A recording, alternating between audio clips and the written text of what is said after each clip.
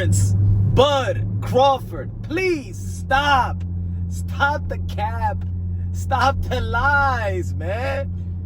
Why are you trying to build this image of this self-victimhood that never got an opportunity, that never got paid well, that everybody hated you, that nobody believed in you? Stop, man.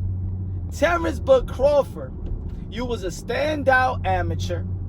Terence Bud Crawford, you was the highest paid. You was getting the most guarantees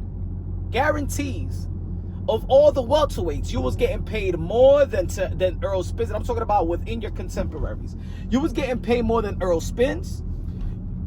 Guaranteed. You was getting paid more than Keith Thurman. Guarantees. You was getting paid more than Danny Swift Garcia. Guarantees. You was getting paid more than Sean Porter.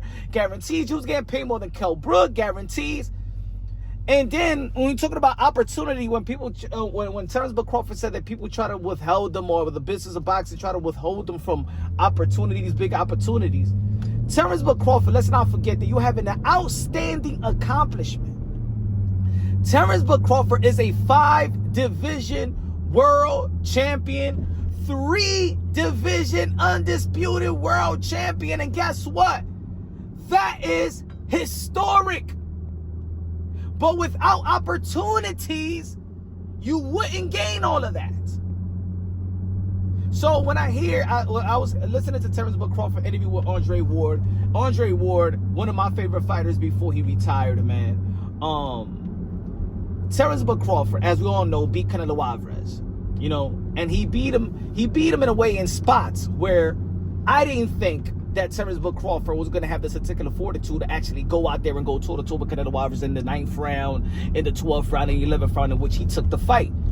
And kudos to Terence Bud Crawford. Kudos. Can't take nothing away from that performance. Can't take nothing away from his accomplishment. Can't take nothing away from nothing he has earned.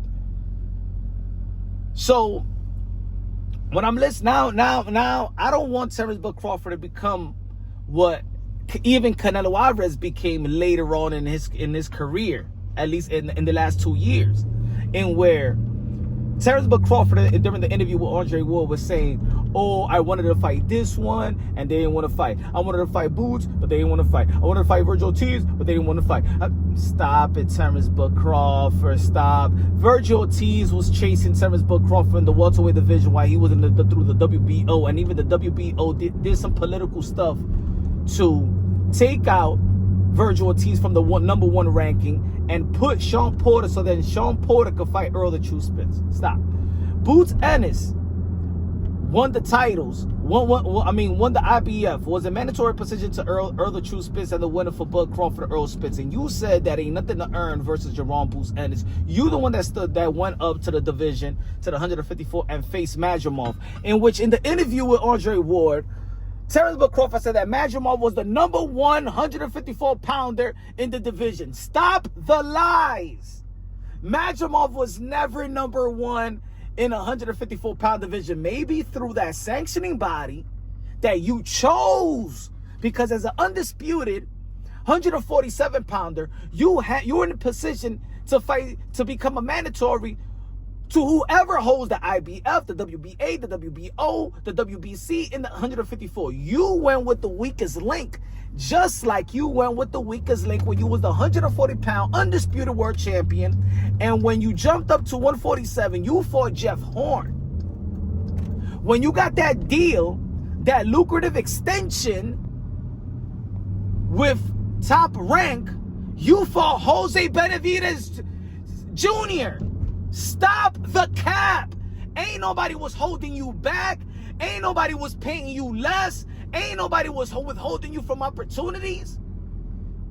So, Terence Bud Crawford, you accomplished what you accomplished because you got consistent opportunity. You could, and look, and great thing, Terence Bud Crawford was talking about how he invested his money. My man, you were standing next to Warren Buff. You standing with you, so you had doors open to the most credible investor billionaires. You was on ESPN. ESPN, the worldwide leader in sports, was pushing you, Terence Bud Crawford. That's not what Earl Spence was. That's not what Keith Thurman was. That's not what Daniel Garcia was. That's where you was. Now, what Terence Crawford also do not want to take into accountability is that when Terence Crawford was with Top Rank, he didn't want to do what he's doing now. See, after Top Rank, Terence Crawford is out there in the limelight, going to places, going to award ceremonies, going to concerts, doing a bunch of interviews, doing a bunch of podcasts.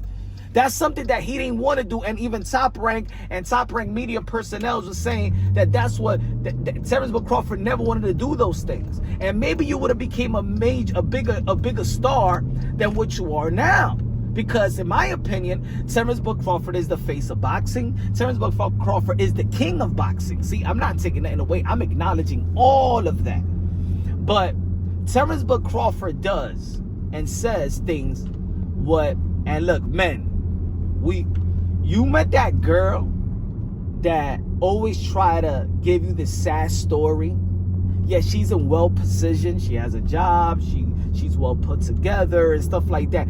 But they need to give you this little sad story. They was taking advantage when they was younger or something like that, so you can feel sorry for them. So their success looks better than what it is. So they could look like they overcame something, a mountain that was larger than what it was. You know what I'm saying? And you were just going through steps. You wouldn't even go through a mountain. Terence Crawford has been one of the most privileged American fighter of this generation. I'm gonna say it again. Terence Crawford has been one of the most privileged fighters, especially American fighters of this generation. You was getting title fights after title fights, opportunities after opportunities, and you was making more money guaranteed than anybody else. Good financial advisors that even a lot of boxers still can't even find that. And credit to the team and the people that you kept around you. Loyal people around you. You're just as good as your team sometimes. You're just as good as your representative sometimes. So Terence Crawford was always a smart guy.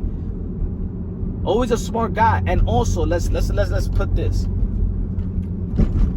Now he says everybody wants Terence Crawford, like nobody was calling you out. Let's not forget that Keith Thurman was calling you out, and you chose to fight Kell Brook. Boots been calling you out. Virgil was calling you out. You know what I'm saying? Other people called you out, Bud Crawford. Other people called you out. You making it seem like nobody was calling you out. And now everybody now in 168 is calling you out in 168 because now you in a division that there was people that never called you out because you was not in that division. So even Demetrius Andre calling you out. Maybe a Caleb Plant want a piece of you. I don't know. But people are calling you out in a new that never used to call you out because you never was in that division. All I'm saying is stop with the self-victimhood like you was withheld from something. Terence Crawford was never withheld. Terence Crawford been blessed with a great team, with a great promoter. And then after that, as soon as you left Top Rank, you sued Top Rank too. And after you left Top Rank, you got the biggest fight. Al Heyman gave you the biggest fight. Let me tell you like this. Turkey Al Sheikh also put more value into you. Turkey Al Sheikh also put more value into you, Terence Crawford.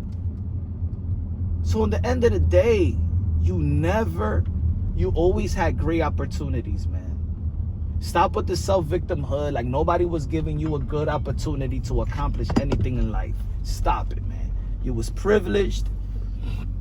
And it is what it is. Let me know what y'all think, man. Subscribe to the channel. This is Punch Drunk Boxing, a.k.a. Mr. Moonshot of Love himself. Love you. God bless, and on to the next.